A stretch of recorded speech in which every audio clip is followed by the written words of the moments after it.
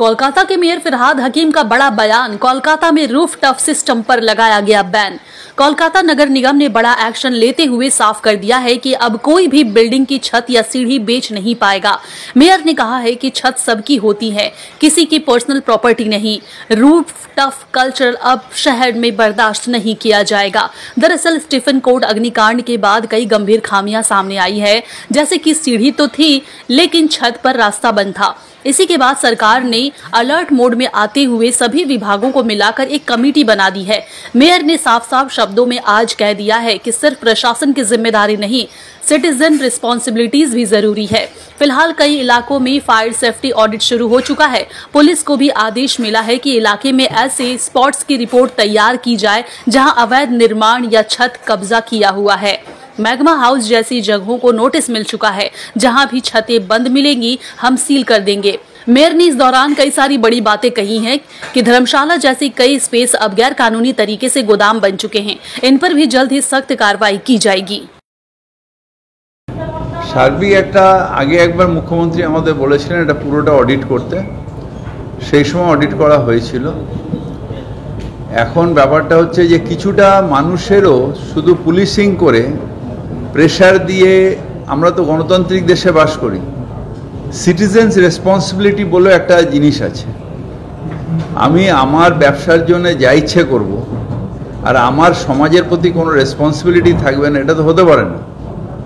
তা এই দায়িত্বটা কিন্তু সবার, শুধু যে বিল্ডিং স্যাংশন করলো তার, বা যখন অন্যায় হলে এত বড় ঘটনা হয়ে গেল তারপর নজরে আসে।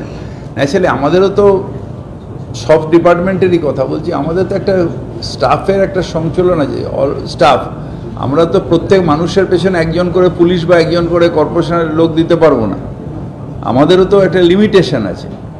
সেখানে মানুষ তাদের নিজেদের দেখা যাচ্ছে যে নিচ্ছে না, তাতে কি হচ্ছে যে সাধারণ আবার অনেক মানুষ, তার জন্যে অনেক মানুষ দায়ী হয়ে যাচ্ছে।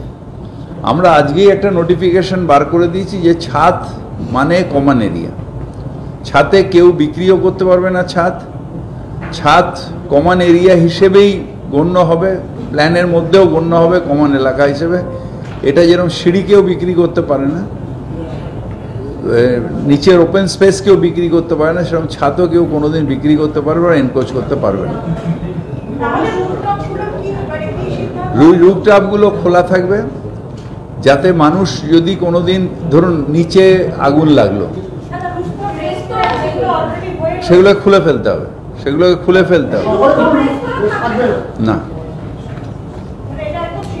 সিদ্ধান্ত হয় না, রুফটপ হবে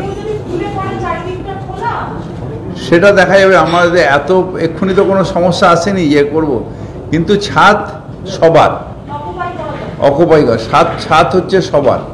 তার মানে ছাদে যদি একটা ধরুন বিপদ হলো, সেদিন যেরকম ওই 15টা লোকও মারা যেত যদি না ছাদে উঠে যেত। পেছনের সিঁড়িটার মধ্যে গোডাউন করে দিয়েছিল, তাই ওখান থেকে মানে ওরা বেরোতে পারেনি, বা সেখানে বেরোনোর কোনো জায়গাই নেই, এমার্জেন্সি গেটটা বন্ধ করে দিয়েছিল। যেটা স্টিফেন কোর্টে হয়েছিল, সিঁড়ি ছিল ছাদের, কিন্তু ছাদের এটা বন্ধ, চাবি বন্ধ ছিল, সেখানে বেশিরভাগই বডি ও ছাদ পর্যন্ত চলে গেছিল। আগুনের গ্রাসটা আসার পর আমিও তখন গেছিলাম, আমি তখন অপোজিশনের এমএলএ ছিলাম। সবগুলো কিন্তু ওই কোলাপসাল গেটের সামনে গিয়ে সব মারা গেছিল।